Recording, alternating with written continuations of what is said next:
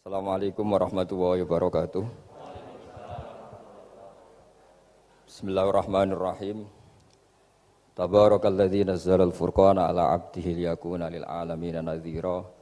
Allahumma shalli wa sallim ala habibika Mustafa Muhammadin wa ala alihi wa sahbihi asmain. Nama ba'du. Yang sangat kita hormati bersama ini ada Bapak Rektor, ada Bapak On, Bapak Rohidin, semua wakil rektor, semua yang ada di sini dan semua muhibbin, semua pecinta ngaji yang saya hormati.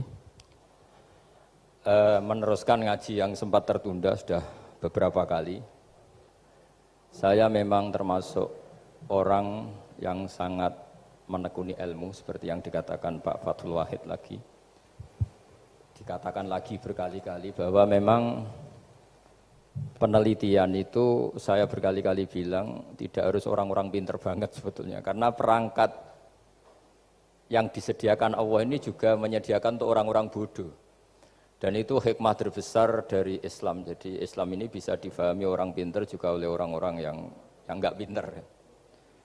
Saya punya kenangan tentang ilmu astronomi. Kita belajar falak itu jelimet, Pak Fathul Wahid, jelimet sekali. Ketika ada perdebatan misalnya awal Ramadan itu Ahad sama Senin. Saya lagi misalnya Ahad, Minggu sama Senin. Karena kita ini di pesantren kalau bilang Minggu itu kadang dilarang, harus bilang Ahad.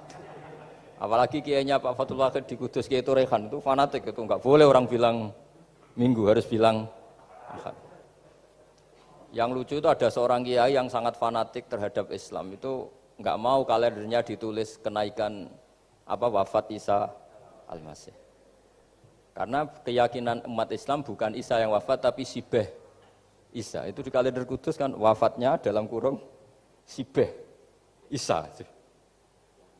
Ya, yang menyerupai Isa. Jadi saking fanatiknya tetap menulis sesuai keyakinan. Saya teruskan. Orang kadang bilang begini, cara orang yang tidak mendalami ilmu. Sama-sama kiai, sama-sama ormas Islam kok beda awal Ramadan, sehingga jadi debat Ahad atau Minggu sama Senin. Saya punya mak-mak ya, kalau orang sepuh itu yang dulu ikut buyut saya. Jadi saya ini generasi kelima, itu orang itu muammar, ditakdir umurnya panjang. Itu bilang gini, Gus, sebetulnya untuk tahu kalender yang benar mana itu gampang katanya. Cari tanggal 15. Nanti kelihatan siapa yang salah. Ternyata betul. Kalau dihitung Ahad, nanti 15-nya misalnya jatuh hari apa. Nanti kelihatan, ternyata pas yang dikatakan 15 versi Ahad itu bulan belum purnama. Purnamanya itu di versi mereka yang tanggal 16. Berarti benar mana? Yang Senin kan? Tapi yang versi Senin, ternyata betul pas 15 pas purnama. Artinya apa? Allah menyediakan perangkat untuk menguji Senin apa Ahad dengan cara awam, yaitu nunggu tanggal 15. Artinya gini, kata siapa yang tahu itu hanya orang pinter gitu. Orang awam juga bisa tahu, karena agama ini milik bersama, ya milik orang pinter, milik yang tidak pinter. Sehingga dalam pola-pola Islam, di antara madhab Syadzili, madhab Thariqah Naqsyabandiyah, itu beliau di antara kampanyenya gini, kata Thariqah Naqsyabandiyah. Thariqah kami ini yastawi fistifadatiha ar-rijalu wasibyan. Popularitas Thariqah saya, mudahnya difahami ini antara orang pinter yang sudah dewasa sama anak-anak kecil ini sama. Kenapa demikian? Kalau dalam filosofi kebenaran itu ada pepatah fa innal haqqa adharu min syamsidz dhahirah. Kebenaran itu lebih jelas ketimbang matahari di siang hari. Sehingga mereka dengan mudahnya mensifati Allah misalnya az-zahir, zat yang begitu jelas. Kenapa Allah begitu jelas? Karena ulama dulu cara, kalau dalam bahasa pondok mensifati, menstatuskan. Alam raya ini maujud. Maujud itu ada. Di mana-mana sesuatu yang ada itu ya diciptakan oleh yang ada. Masa tidak ada kok menciptakan yang ada. Sehingga mereka tidak pernah tertarik sama paham komunis, ateis, bahwa alam ini dimulai dari ketiadaan. Pertanyaannya adalah bagaimana sesuatu yang tiada menyebabkan yang ada. Sehingga ulama dulu pinter, sifat wajib itu apa? Wujud. Karena alam raya ini kadung wujud, kadung maujudat, maka Allah harus wujud. Berhubung wujudnya Allah itu wujud penyebab, harus kodim atau harus awal. Masa penyebab datangnya terlambat dulu yang jadi efek dari penyebab itu. Sehingga mereka dengan gampangnya mensifati Allah az-zahir, zat yang begitu jelas. Sehingga Imam Sibaweh ahli nahwu itu juga mengenali Allah lewat teori nahwu. Beliau bilang Allah itu siapa? Allahu a'raful ma'arif, zat yang paling mudah dikenali.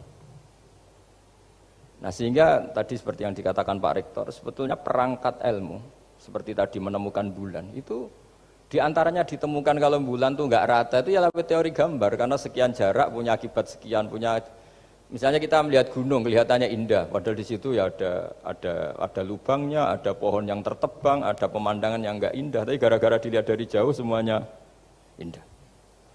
Maka disarankan orang yang baru gak suka istrinya terus melihat dari jauh, tinggal minggat lah kira-kira. Kalau ditinggal minggat 2 bulan itu mesti cinta lagi itu. Kan fungsinya baru kelihatan itu.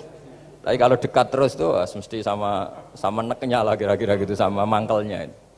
Sehingga itu ya dipakai teori juga dalam silaturahim. Di agama terkenal ada pepatah zuruhibban tasdad hubban. Jadi ya jangan sering ketemu, nanti kamu gampang cinta. Kalau sering ketemu ya gampang bosen lah kira-kira seperti itu.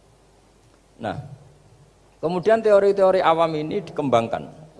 Yang awam, jadi dulu orang menemukan matahari itu besarnya kayak apa, rembulan besarnya seberapa, itu dilihat setiap kita melihat mobil, itu jarak 1 kilo masih kelihatan sekian meter. Nanti kalau 2 kilo berkurang sekian senti, kalau 3 kilo berkurang sekian senti, terus dikalikan ya kira-kira seperti itu. Kalau rembulan masih kelihatan segede itu berarti kali sekian pengurangan tadi, terus ditemukan.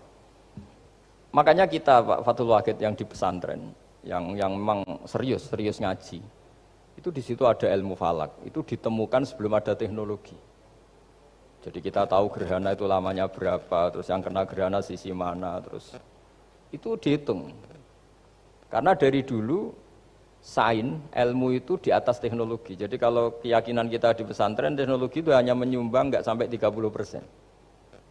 Jadi orang bisa menemukan pesawat misalnya itu karena melempar batu, kalau masih ada tekanan batu itu tidak akan jatuh. Padahal batu itu tidak ada mesinnya, asal ada tekanan dia tidak jatuh. Terus dihitung, kecepatan berapa yang menjamin sesuai itu tidak jatuh. Hanya ditemukan pesawat, meskipun mau landing harus tetap banter, karena kalau tidak banter jatuh. Itu dihitung, artinya dari sains dulu, baru ditemukan teknologinya untuk gimana supaya tetap kecepatan sekian itu ketika mau landing. Nggak boleh pesawat direm, kalau direm ya jatuh karena tadi seperti batu dilempar dia nggak jatuh ya kalau masih ada tekanan. Sehingga instrumen itu ditemukan juga di bab tauhid.